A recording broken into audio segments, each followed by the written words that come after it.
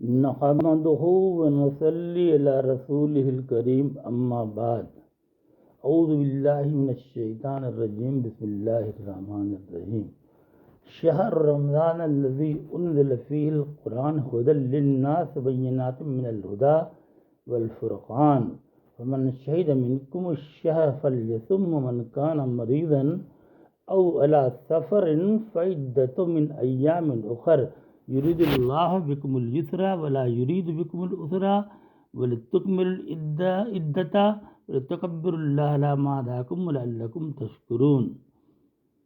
أهل بكم ليلة الصيام الرفث إلى نسائكم من لباس لكم أنتم لباس لهن علم الله أنكم كنتم تختانون أنفسكم فتاب عليكم وعفى عنكم فالآن باشروهن وابتغوا ما كتب الله لكم وكلوا واشربوا حتى يتبين لكم الخيط الأبيض من الخيط الأسود من الفجر ثم أتموا الصيام إلى الليل.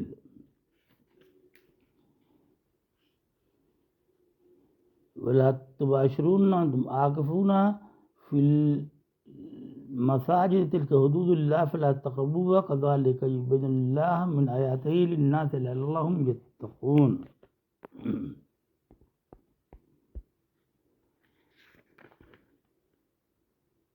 رمضان کا مہینہ وہ ہے جس میں قرآن اتارا گیا جو انسانوں کے لیے ہدایت رہنما ہے اور جس میں ہدایت اور حقیقت اور باطل ست میں فرق کرنے کے پرمان ہیں. جو تم میں سے کوئی اس مہینہ کو پائے اسے چاہیے کہ پورے مہینے کا روزہ رکھے اور جو بیمار ہو یا سفر میں ہو تو دوسرے دنوں میں اس کی گنتی پوری کر لے. اللہ تمہارے ساتھ آسانی چاہتا ہے اور سختی نہیں چاہتا اور یہ آسانی کا حکم اس لیے دیا گیا ہے کہ تم روزوں کی گنتی پوری کر لو اور اس احسان کے بدلے کہ اللہ نے تم کو ہدایت اور رہنمائی دی ہے اللہ کی بڑائی بیان کرو تاکہ تم شکر گزار بن جاؤ. روزوں کی راتوں میں تمہارے لیے اپنی عورتوں کے پاس جانا ناجائز کر دیا گیا ہے. وہ تمہارے لباس ہیں اور تم ان کے لباس ہو. اللہ کو معلوم ہے کہ تم ان کے پاس جانے سے اپنے حق میں خیانت کر رہے تھے تو اس نے تم پر مہربانی کی اور تمہاری حرکتوں کو درگزر کیا.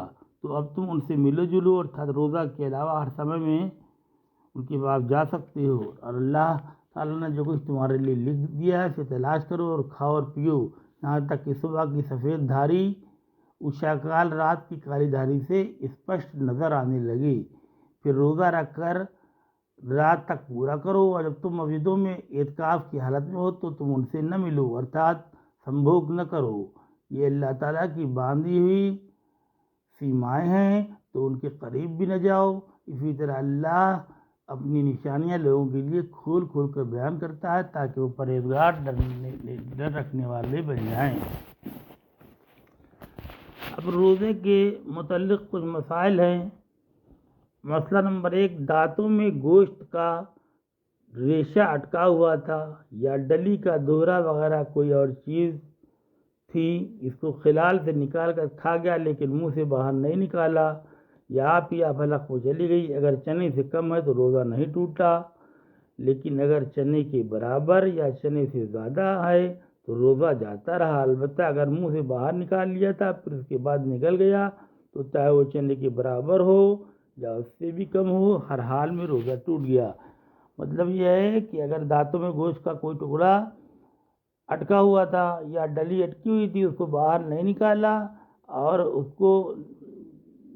کو خلال سے نکال کر کھا گیا تو اگر چنے کے برابر یا چنے سے زیادہ ہے تو روزہ ٹوٹ گیا. اگر چنے کے برابر یا چنے سے کم ہے تو روزہ نہیں ٹوٹتا. البتہ اگر منہ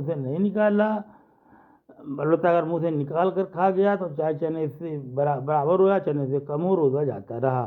بہشتی زیور حصہ 3 پیج 139. لوبان وغیرہ کوئی دھنی سلگائی پھر اس کو اپنے پاس رکھ کر سونگھا کیا تو روزہ جاتا رہا. البتہ اس دھوئیں کے سوا عطر، کیوڑا، گلاب، پھول وغیرہ اور خوشبو کا سونگھنا اس میں دھواں نہ ہو درست ہے. حقہ پینے سے بھی روزہ جاتا رہتا ہے۔ مسئلہ 3، اگر آپ قے ہو گئی تو روزہ نہیں گیا، چاہے تھوڑی قے ہو یا زیادہ، البتہ اگر اپنے اختیار سے قے کی اور منہ بھر کے قے ہوئی تو روزہ جاتا رہا، اور اگر اس سے کم ہوئی تو خود کے کرنے سے بھی روزہ نہیں گیا۔ تھوڑی سی قے آئی پھر آپ حلق میں لوٹ گئی تو بھی روزہ نہیں ٹوٹا۔ تھوڑی سی قے آئی پھر آپ حلق میں لوٹ گئی تو روزہ نہیں ٹوٹا، البتہ اگر قودن لوٹا لیا تو روزہ ٹوٹ گیا۔ کلی کرتے وقت یا حلق میں پانی چلا گیا ہے یا روزہ یاد تھا، روزہ گیا، قضا واجب ہے، کفارہ نہیں۔ تھوک نکلنے سے روزہ نہیں جاتا چاہے جتنا ہو۔ روزے کے توڑنے سے کفارہ جبھی لازم آتا ہے جبکہ رمضان شریف میں روزہ توڑ ڈالے، اور رمضان شریف کے سوا اور کسی روزے کو توڑنے سے کفارہ واجب نہیں ہوتا، چاہے جس طرح توڑے، اگرچہ وہ رمضان کی قضا ہی کیوں نہ ہو۔ البتہ اگر اس روزے کی نیت رات سے نہ کی ہو یا روزہ توڑنے کے بعد کسی دن حیض آ گیا ہو تو اس کو توڑنے سے کفارہ واجب نہیں۔ منہ میں پان دبا کر سو گئی اور صبح ہو جانے کے بعد آنکھ کھلی تو روزہ نہیں ہوا، قضا رکھے، کفارہ واجب نہیں۔ دن کو سرما لگانا، تیل لگانا، خوشبو سونگھنا درست ہے۔ کسی نے روزہ میں ناس لیا یا کان میں تیل ڈالا یا جراب میں عمل کیا اور پینے کی دوا لی تب بھی روزہ جاتا رہا، لیکن صرف قضا واجب ہے اور کفارہ واجب نہیں۔ اگر کان میں پانی ڈالا تو روزہ نہیں گیا، اگر انجیکشن لگوایا تو روزہ نہیں گیا۔ سب سے اہم بات یہ ہے کہ روزہ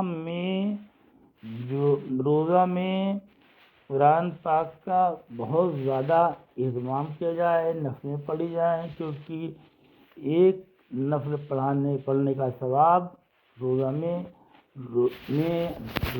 ایک نفل نماز کا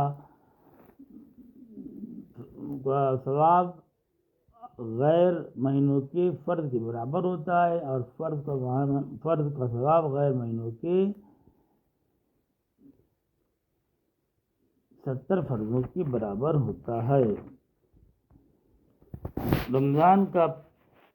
رمضان میں سحر میں پڑھنے کی دعا ہے، یا واسع المغفرتی، اے وسیع مغفرت والے، عصر سے مغرب تک، یا واسع الفضل اغفر لی۔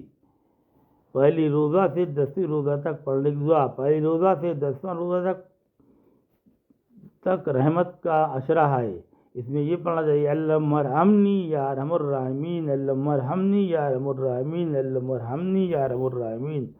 اے اللہ مجھ پر رحم فرما، سب سے زیادہ رحم فرمانے والے۔ 11ویں روزہ سے 20ویں روزہ تک پہنچنے کی دعا، یہ مغفرت کا عشرہ ہے: اللہم اغفر لی ذنوبی یا رب العالمین، اللہم اغفر لی ذنوبی یا رب العالمین، اللہم اغفر لی ذنوبی یا رب العالمین۔ اے اللہ میرے گناہوں کو معاف فرما، اے جہانوں کے پالنے والے۔ 21ویں روزے سے آخری روزہ تک پڑھنے کی دعا، اللہم اتقنی من النار وادخلنی فی الجنت یا رب العالمین۔ اے اللہ مجھے آگ سے بچا اور جنت میں داخل فرما، اے سارے جہاں کے رب۔ اور عید کی رات بھی بہت ہی بابرکت رات ہوتی ہے، جس طرح شب قدر کی رات ہوتی ہے۔ شب قدر کی رات 21، 23، 27، 29 میں تلاش کرو۔ اور عید کی رات بھی بہت ثواب دلانے والی ہوتی ہے، لوگ اس میں گھومنے پھرنے، تفریح کرنے میں، کپڑے خریدنے میں خرچ کرتے ہیں، جبکہ اس کو اللہ کی یاد میں بیٹھ کر کے اللہ کی یاد کرنا چاہیے۔ تسبیح، درود شریف، تحلیل، تکبیر، قرآن، درود شریف پڑھنا چاہیے، اس سے زیادہ ثواب مل سکے۔ آخر دعوانا الحمدللہ۔